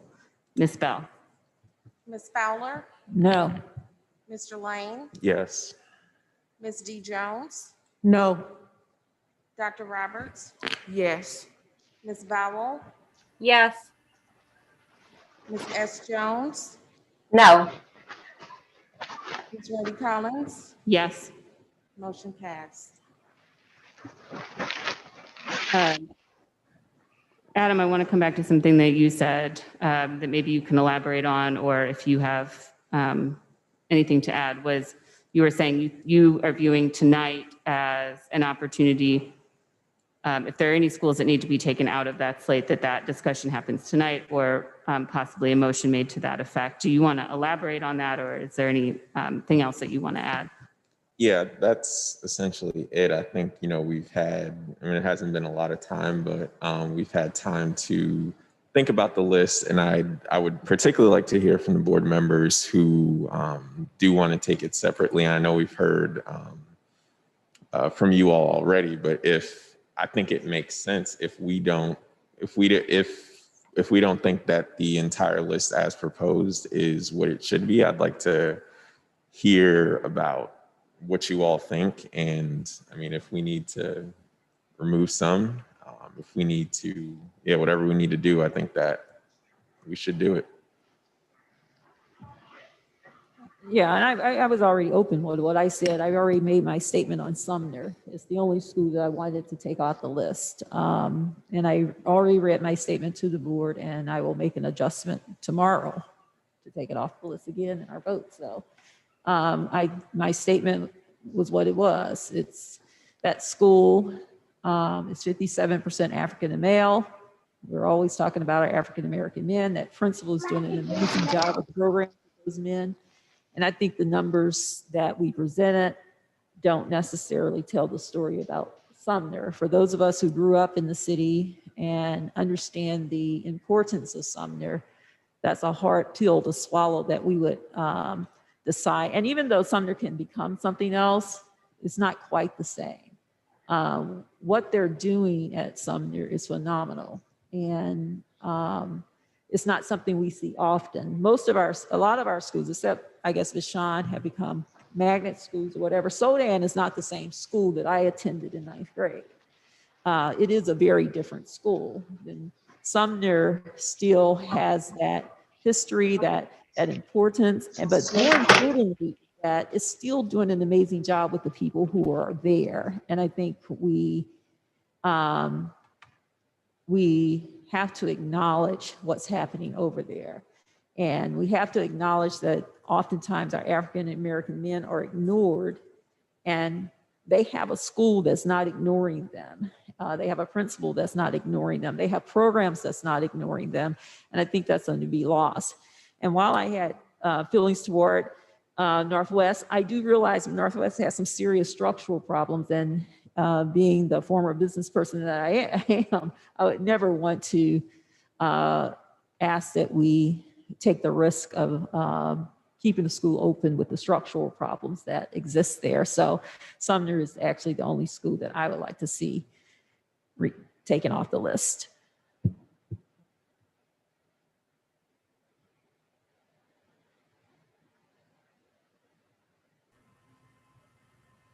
This is Natalie again. I wanted to just echo that. As I said before, I think Sumner is doing some really innovative things, and its historic significance. I don't think the St. Louis community would take kindly to that just being shuttered and closed. But if we could somehow, again, with your comments on Northwest, if we could somehow merge those two into something that, you know, reflects the history and also focuses on the future, I think that would be something to consider, and not necessarily entirely closing the building, but keeping the programs of Northwest. And I think Sumner might be an ideal place to keep those alive or to grow those programs. And additionally, I would suggest removing Dunbar or taking that separately.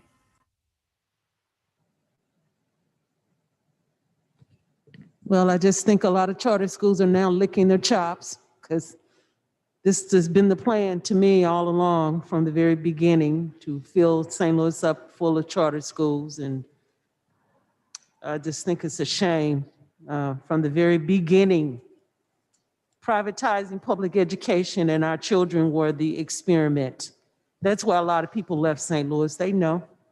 I knew. That's why I ran for the board, because I don't think that's fair. That's how you control a whole neighborhood. That's how you control a whole city. Everybody wants their own little charter school until you mess up, and then you take the money and you run, and you leave students with nothing, not a foundation to come back to. So I just think it's a shame that we continue to allow charter schools to come, because when we close some of these schools, they're going to turn into charter schools for sure. Somebody's been just waiting in the sideline, and we keep talking about, oh, there are not enough students to occupy those buildings, but we know that they are. They're there. If we were offering a curriculum that they wanted, they would be there. We changed what we're doing. We're doing the same thing we've been doing for years. How about do something different, totally different? You keep talking about all these beautiful promises. Oh, we're going to do this and we're going to do that. Really? When are you going to do it? Thousands of kids have left over the last 12, 13, 14, 15 years. Thousands have left because we've been doing the same old thing, and everybody's leaving. Even my own family has left because St. Louis Public School We have wonderful people that have graduated, become lawyers, doctors, all of that. But far too many have gone to prison, gone to crime because the skill set that they took away from St. Louis Public School didn't allow them to be high achievers.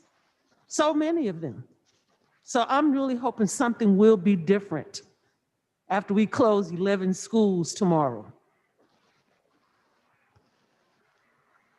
I just want to say, I don't think it's just charter schools. I think my parents really had it right. Anytime you decide to introduce choice, and now having gone to a magnet school and having sent my own kids to magnet schools, I mean, unfortunately, in magnet schools, I mean, it was an amazing idea. Everybody was so excited, but I think it was the start of our school system being what it is, and neighborhoods being decimated because people start getting on buses going across town.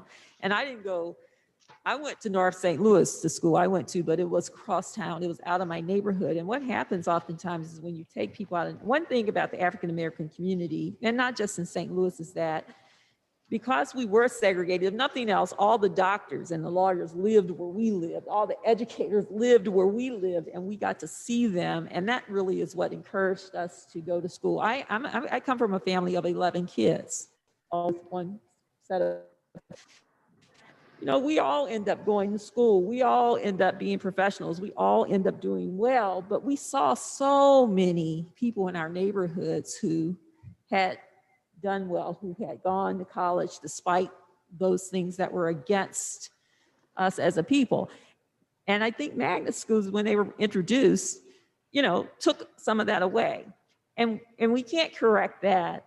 I think all we can do is really move forward with what we have now. And I know we blame charter schools for a lot of it, but it didn't begin with charter schools. It started well before charter schools. This loss of community and sense of being in our neighborhoods. And given that, and I'm sure that's not going to change because parents want to send their kids to magnet schools and charter schools, the question is, what now? I think a lot of our neighborhoods, a lot of people left the neighborhoods as well because the housing depleted in North St. Louis. We had a bunch of rundown houses, and the city did that on purpose. And so if you have nowhere to live, then of course the neighborhood and the schools are going to go down.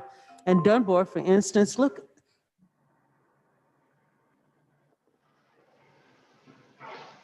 they're going to have gated communities in the next 5 years. You want to even be able to buy a piece of land down there. Because many of my friends, when they first started breaking ground, told me they couldn't even buy a piece of property down in that area, even though they lived down there. It's going to be so expensive. All those people are going to be priced out that have waited in line for prosperity to come to their neighborhood. And now the first thing you want to do is just take the school away. It would be nothing wrong with having that school stay at KG through 8th grade school so those kids can go to Vashon. And hopefully we can hold on to Vashon. It probably something will be a problem with that after a while now. So when NGA comes, then those children won't have an opportunity to go there and experience the prosperity that area is going to experience. We're going to have a medical college right down the street. Why would we get rid of a school like that? And Clay School, we're all in the vicinity of prosperity. I'm just wondering what's going on here. I really am.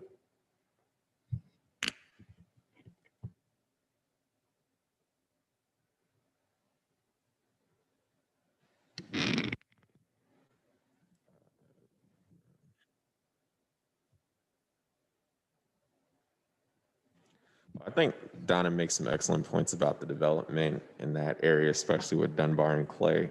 I had a question, Dr. Adams, for clarification. So I'm looking at my list, and I know there was some data that was represented on Hickey, and I know you said that that did increase the score, but didn't change the recommendation. Looking at the FCAP cost to renovate, and that being, $2 million, I do see the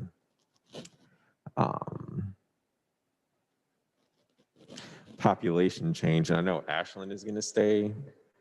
I guess my question is about the recommendation, or not recommendation, the expectation is that they go to neighborhood, the neighboring school and magnet schools. looking at the map, would the neighboring school, just so I'm clear, be Ashland there? A couple of corrections for the Hickey data. We did change the number from 46 to 51, so it did go up. We also reduced the renovation cost from 2 million to 833. That was updated as well. There was an error. I followed the previous sheet, and that's why it was what it was. 833,000? Yes, sir. Okay. As indicated by Ms. Fowler earlier, older buildings are not as strong as younger buildings in the 60s are not as strong as the older buildings, and so that's one of the reasons why it's still listed as fair as opposed to good, even though that amount is a small amount, to bring it up to speed, if you will.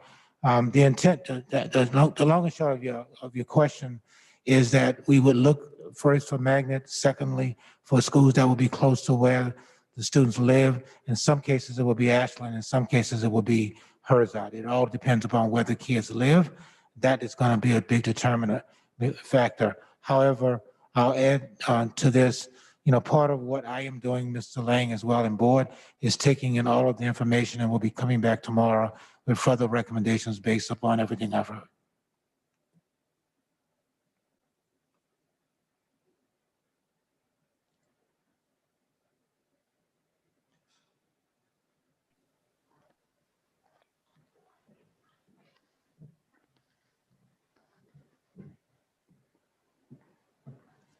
Natalie or Susan, do you have anything to add? I just want to make sure I don't forget about you. So I'm going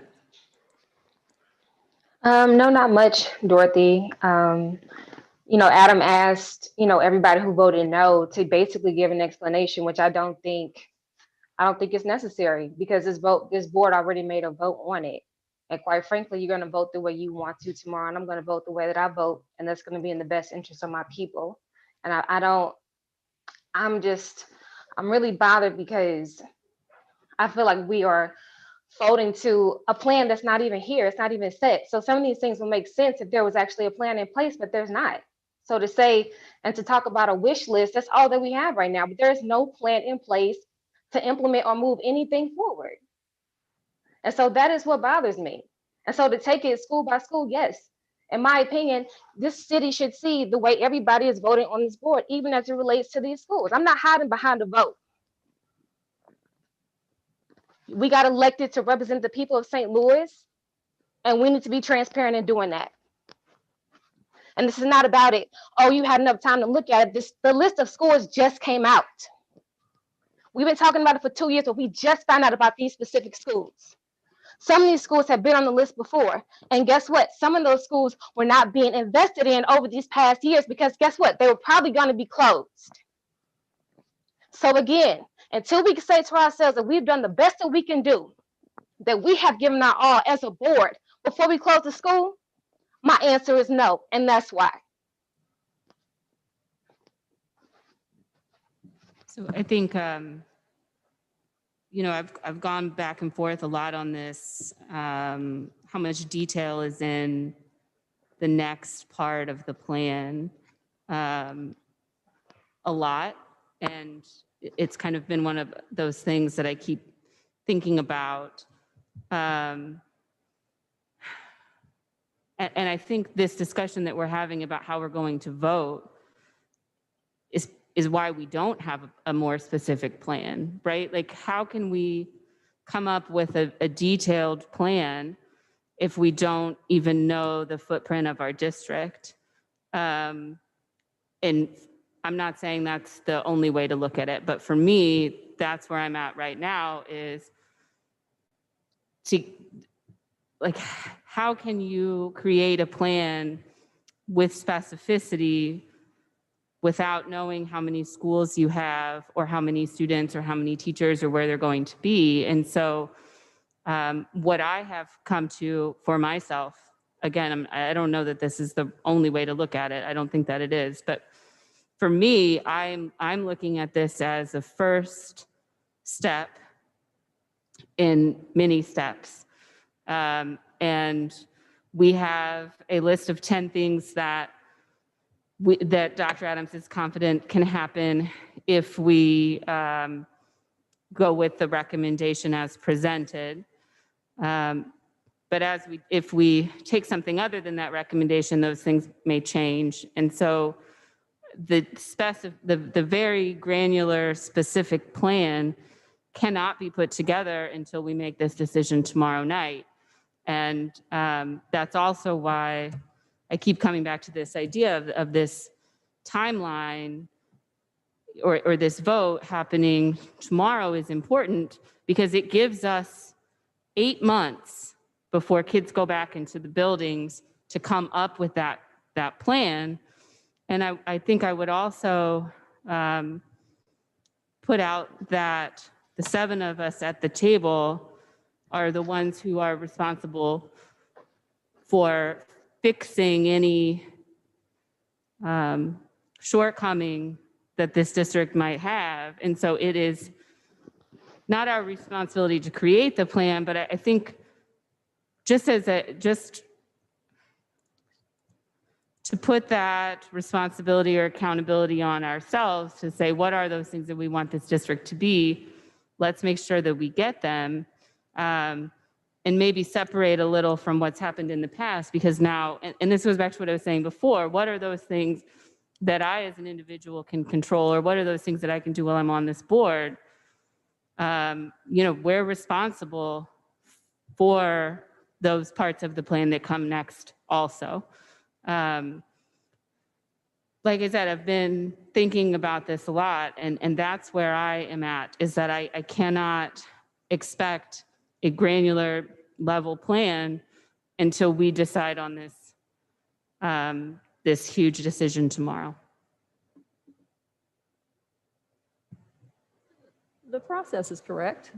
We have to make that decision. I think we just have to know that there's going to be differences of opinion about what happens tomorrow because of our histories, our experiences, and because of those things, to come up with consensus is going to be very difficult because we are very different. But we will come up with a majority vote, and that's what matters tomorrow. And once that majority vote takes place, then we move forward to the next steps. And so the process is certainly correct. I just ask that once we make the vote that we, respect the vote. But then also, once we go into the next plan, we consider all the choices and all the thoughts and all the expressions that we've made, because some of those things are the heart of the community. Some of the things we're saying, whoever we are, we represent the community. I have to say I've gone full circle with the school district as a teenager, a public school student, a teenager coming down protesting against the board for what they were doing, whatever it was in high school. Then as a parent, protesting against the board for what I thought they were doing to our children, to now being on the board and knowing that people aren't going to be happy with my decision. But the fact of the matter is we do have to make the decision, and that decision comes through a vote. And with 7 members, there's going to be a majority vote.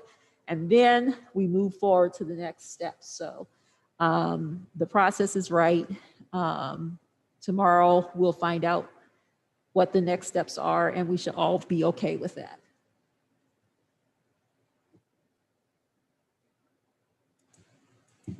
So I wanted to respond to Susan. Susan, I completely hear you and understand and agree. I think the point that I'm trying to make, I agree that we could vote however we want, and that'll be known to the public, and we're not trying to hide behind a vote. I'm certainly not trying to hide behind any vote. But to your point, I feel like what I'm hearing you say, and you can correct me if I'm wrong, but what I'm hearing you say is that if we don't have a plan for our schools, if we don't have a plan that we necessarily think is right, or if we haven't had enough time to develop a plan for these 11 schools, if that's what I'm hearing you say, I don't think an individual vote addresses the root cause of that problem. If that's what we feel as a board, that we need to develop a plan for each and every school or strategize for every single school before you make any decision to close, then that would be the decision. The decision then would be to not have a vote at all. It wouldn't be to vote individually on schools. So I just wanted to make that clear. So if that's the sentiment, and again, I feel like that's why we're having this discussion, I would definitely like to entertain that among the board. And I feel like that's what I'm getting to from you, Donna, is that this is not the right decision. And that's why I don't think whether we take it together, whether we take it separately addresses that. But what I'm hearing from you, Ms. Fowler, is that you think the process is, we're doing it right. They're just schools that you wouldn't have as part of this process. And I just think those are two different things. So whether it's a group vote, individual vote, I just want to make sure we're addressing the root cause of our concerns and that we can dialogue around that. I know that's contrary to what you said, Dorothy, but I just want to make sure that, I mean, it's fine that we disagree. We're not all the same people. I just want to make sure we're having a conversation around this same thing. I think one thing we have to understand is that some of these schools in the next steps may be that they're not permanently closed. You know, what is it called, the NGA, or is that the name of the governmental group that's coming in, NGA? I don't know, but you know, some of those schools may be reopened as that community develops. They're already building homes in that community. And right now the population might not be such that we could fill the school, but if the population grows, either we could build a new school in that same area or hold that school, mothball it. Although I know somebody wrote a note about mothballing it, but whatever we have to do. I think I expressed the sentiments of Dorothy because I think it's hard to move to the next steps if we don't know what we're going to do. Because some of those decisions on what we're going to do may be to sell some buildings, mothball other buildings in anticipation that population growth may occur, change some of those buildings to be other kind of community resources. Making the decision tomorrow gives us the opportunity to do what's next. And Adam, I think you expressed my thoughts exactly. I'm just against one school. I'm not against having a plan, and I'm just against one school, which I already, of course, stated why that's the case. I just think it's unfortunate that we didn't have an opportunity to take each school individually and have our say instead of hiding behind one slate vote like we're doing. And it's clear already that the schools will close tomorrow.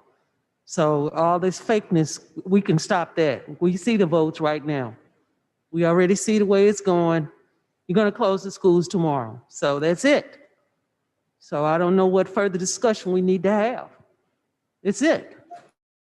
Already been said and done. So anybody listening, you understand their schools will be closed tomorrow.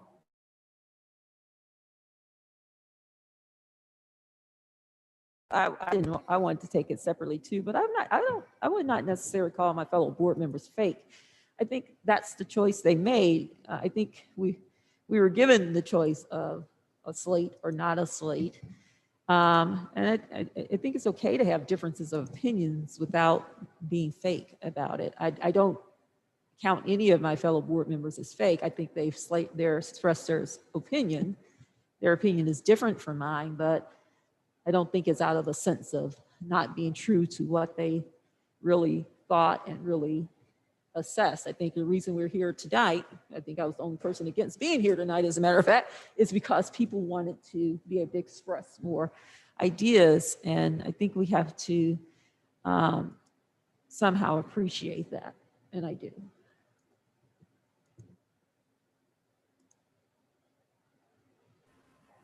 This is Natalie. Can you hear me? Yes. So just two side comments. I've heard some concerns expressed about what's going to happen to the buildings. Are charter schools going to come in and snap them up?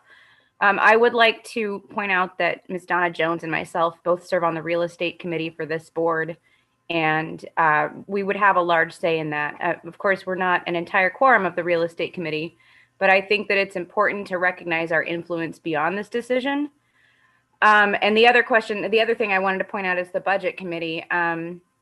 Mr. Lane has spearheaded that for the past while. And I just wanted to know, Adam, I'm sorry to put you on the spot. If, you know, when we look at closing 1 or 2 schools or schools individually, we might have a certain pool of money to work with. But when we look at closing 11 schools or 7 schools, if some are taken off the list, we have a different pool of money to work with. So as somebody on the budget committee, do you have any insights for us beyond what has been presented in all of these presentations from Dr. Adams and our CFO? Is there anything that you've observed looking over this data as a board member, as well as somebody who's been on the budget committee? Yeah, so we've had a number of presentations from our CFO, Ms. Banks, and her team. And looking it over, I feel like the biggest area where we can, we have to make systemic changes. So that means like fully funding opportunities in schools. So whether that means fully funding our counseling department, fully funding our support services, fully funding all those things that we know our students deserve and need, whether that means increasing the discretionary budget, things like that.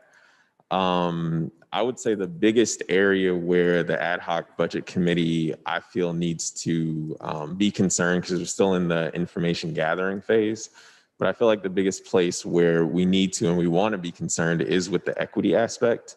And with the district having a newly formed, is it equity committee or just equity committee? With the newly formed equity committee, a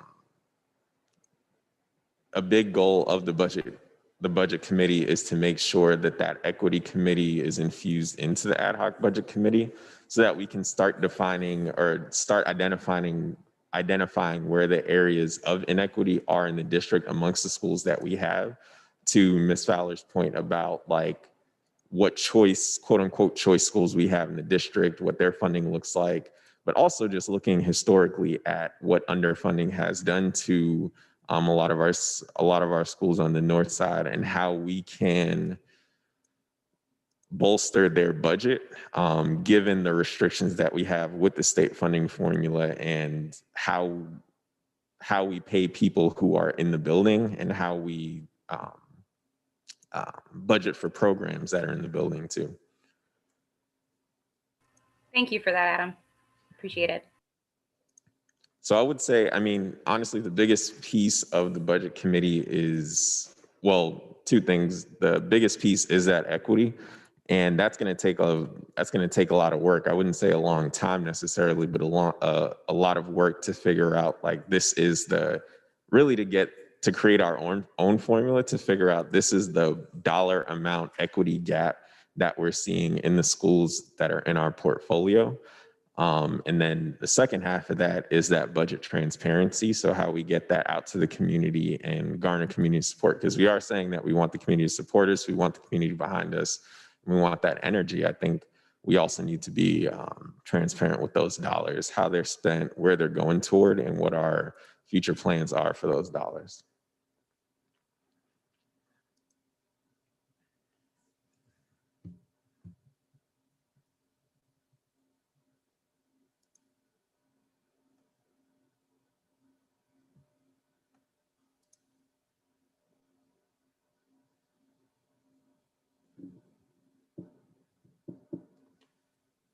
It's very quiet in here. Does anyone else have anything they'd like to add?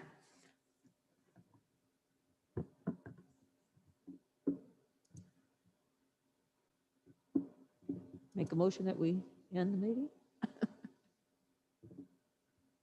Is there a second?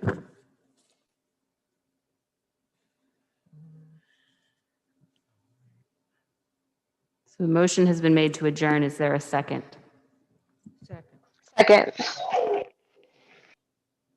Ms. Bell? Ms. Fowler? Yes. Mr. Lane? Yes. Dr. Roberts? Yes. Ms. D. Jones? Yes. Ms. Vowell? I'm sorry, the audio cut out. What are we voting on? Motion to adjourn. Yes. Ms. S. Jones? Yes. Ms. Rhodey Collins? Yes. Meeting adjourned.